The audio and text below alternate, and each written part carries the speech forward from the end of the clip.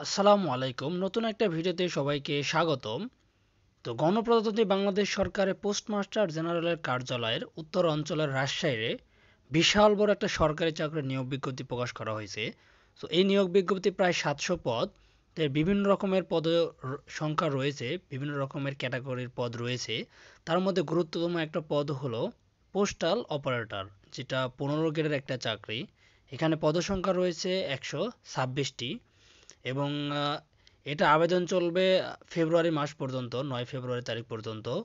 এবং শিক্ষাগত যোগ্যতা চাওয়া হয়েছে কোনো স্বীকৃত বিশ্ববিদ্যালয় থেকে উচ্চ মাধ্যমিক অর্থাৎ ইন্টার পাস এর সমমান পর্যায়ে থাকলে অ্যাপ্লাই করতে পারবে। তো এই পদটার আসলে কি কাজ এই সম্পর্কে এই ভিডিওতে আমি বিস্তারিত জানাবো। আপনি যদি আমার চ্যানেলে নতুন হয়ে থাকেন অবশ্যই জব বাংলা ইউটিউব চ্যানেলটি সাবস্ক্রাইব করে পাশে থাকবেন।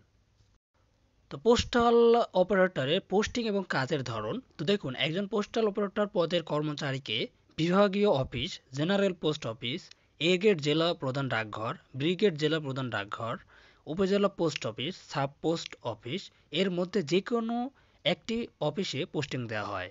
নিজ এলাকায় পোস্টিং নিয়ে ফ্যামিলি নিয়ে দেখাশোনা পাশাপাশি অফিস করতে পারবেন।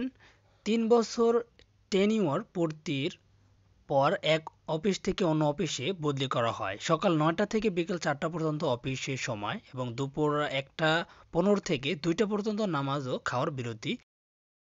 একজন পোস্টাল অপারেটর কাজ হবে তার পোস্টিং অনুযায়ী, তবে প্রায় কাজ একই রকমের হয়ে থাকে।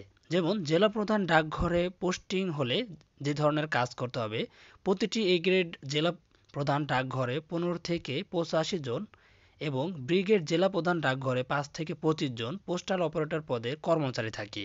এক একজন কর্মচারী এক এক শাখায় কাজ করেন। একজন পোস্টাল অপারেটর পদের কর্মচারীর নিচের যে কোনো শাখায় পোস্টিং হতে পারে।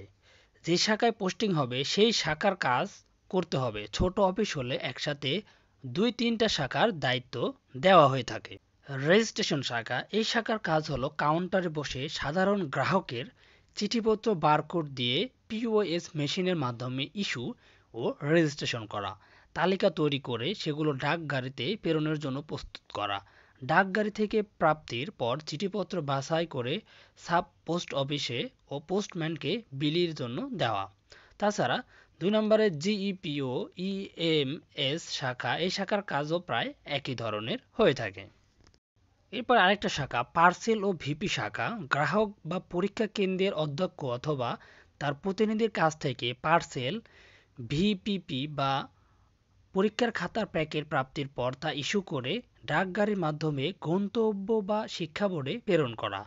বাংলাদেশের JSC, SSC, HSC, honours, masters সহ সকল পাবলিক পরীক্ষার খাতা ডাক বিভাগের মাধ্যমে গ্রহণ করে শিক্ষা বোর্ডে প্রেরণ করা হয়ে থাকে। পার্সেল ও ভিপি শাখা ছাড়াও অনেক ইলেকট্রনিক শাখা রয়েছে, যে সেগুলো শাখাতে আপনাকে মানি ট্রান্সফার রিসিভ করা এবং ওগুলোকে প্রেরণ করার জন্য গ্রাহকের কাছে নিশ্চিত করা, এ ধরনের কাজ একজন পোস্টাল অপারেটর হয়ে থাকে। তো সর্বোপরি একটা কথা বলা সেটা হলো যে আপনি যখন ১৫ গ্রেডের একটা চাকরিতে জয়েন করবেন তখন অবশ্যই এই মন্ত্রণালয় বা কোম্পানি থেকে আপনাকে যথাযথ ট্রেনিং প্রদান করা হবে। সো কাজ নিয়ে মোটেও চিন্তিত হওয়ার কোনো কারণ নয়। এবার আমরা দেখব পোস্টাল অপারেটরের পদোন্নতি।